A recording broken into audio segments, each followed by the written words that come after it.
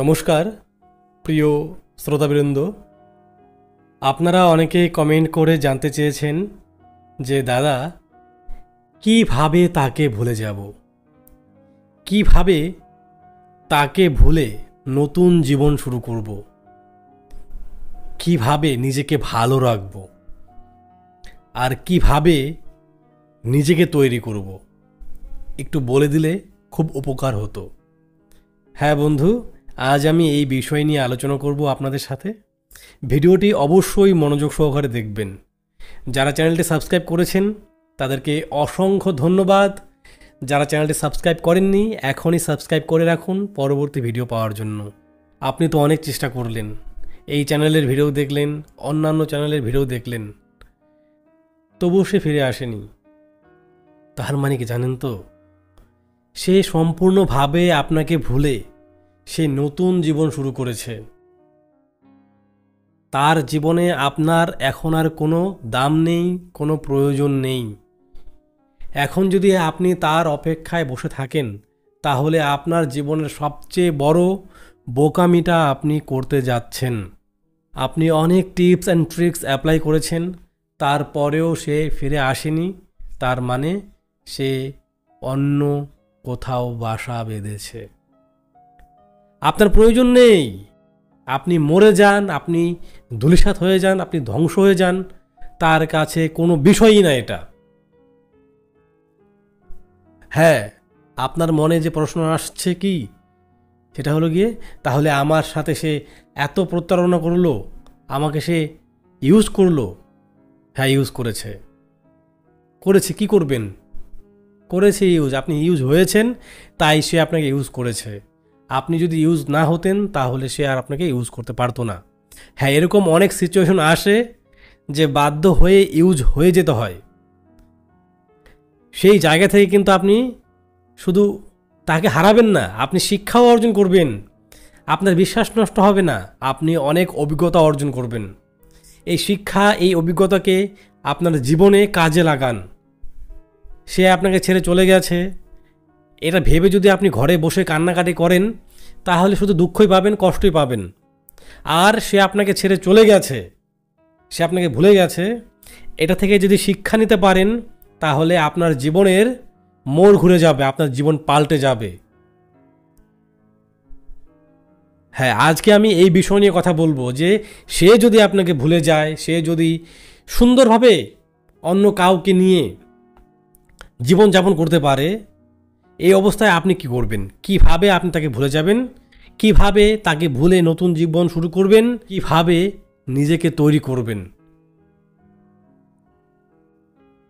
একটা গল্প বলি। আমি এক জায়গায় এই গল্পটি পেয়েছি, আমার খুবই ভালো লেগেছে গল্পটা, তাই আপনাদের সাথে শেয়ার করা।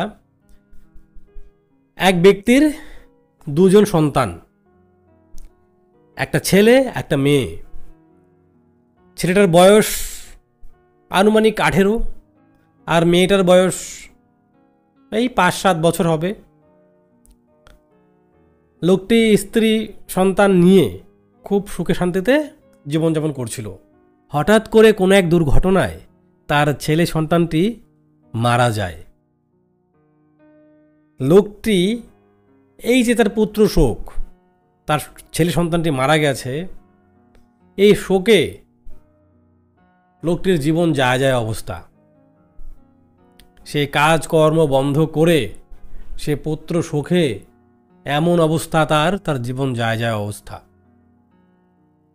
এই 1-2 মাস হয়ে গেছে, যা অর্জিত সম্পদ ছিল সেগুলো দিয়ে তার সংসার চলছে। এই অবস্থায় হঠাৎ একদিন তার কন্যা সন্তানটি তাকে এসে বলল, বাবা আমাকে একটা নৌকা বানিয়ে দাও না। এবার লোকটি ভাবলো যে না, আরেকটি সন্তান আছে, তাকে একটা নৌকা তৈরি করে দেই, কাঠের নৌকা তৈরি করে দেই, সে খেলবে। লোকটি কি করলো, কাঠ ম্যানেজ করে একটি নৌকা তৈরি করতে লাগলো, বড়সড় নৌকা, যাতে সেই বাচ্চাটি মানে কন্যা সন্তানটি নৌকাতে উঠে জলের মধ্যে খেলতে পারে। তো কাঠ দিয়ে মানে গাছ এনে কাঠ তৈরি করে সেই কাঠ দিয়ে লোকটি নৌকা তৈরি করতে লাগলো। এই নদীর পাড়ে বসেই নৌকা তৈরি করতে লাগলো। বাড়ির সামনেই নদী ছিল, এভাবে নৌকা তৈরি করতে করতে তার 14-15 দিন সময় চলে গেছে। 14-15 দিন সময় তার অতিবাহিত হয়ে গেছে এই নৌকা তৈরি করতে করতে। হ্যাঁ, শেষে এই 20 দিনের মধ্যে নৌকাটি তৈরি হয়ে যায় এবং তার মেয়েটি নৌকাটি পেয়ে খুবই খুশি হয়। খুবই খুশি হয়, বাবাকে জড়িয়ে ধরে, আদর করে বাবাকে। এখন বলছি এই গল্পের প্রধান বিষয়বস্তু। লোকটি নৌকা তৈরি করার পর উপলব্ধি করতে পারলো যে যতদিন প্রথম দিন থেকে এই 20 দিন পর্যন্ত লোকটি যে নৌকা তৈরি করার কাজ করেছে, এতদিন পর্যন্ত লোকটির পুত্র সুখ ছিল না বললেই চলে। কারণ লোকটি কাজ করতে ব্যস্ত, আর মানুষ একসাথে দুটি কাজ করতে পারে না। লোকটি কাজ করতে করতে তার পুত্র সুখ ভুলে গেছে। তখন লোকটি বুঝতে পারলো যে না, আমি আমার কাজকর্ম বন্ধ করে দিয়ে পুত্র সুখে আমি ব্যাকুল হয়ে গেছি, তাহলে তো এই সুখ আরও বেশি করে আসবে। তাই লোকটি কি সিদ্ধান্ত নিল, সে পুনরায় আরও কঠোর পরিশ্রম করবে যাতে সে ব্যস্ত থাকে, যাতে করে তার পুত্র সুখ তাকে গ্রাস করতে না পারে, তাকে ভেঙে না ফেলতে পারে। লোকটি এই বাস্তবতায় মেনে নিল যে যখন যার সময় চলে আসে সে চলে যায়, এই পৃথিবীর মায়া ত্যাগ করে এই বাস্তবতায় মেনে নিল এবং নিজেকে ব্যস্ত করে রাখল।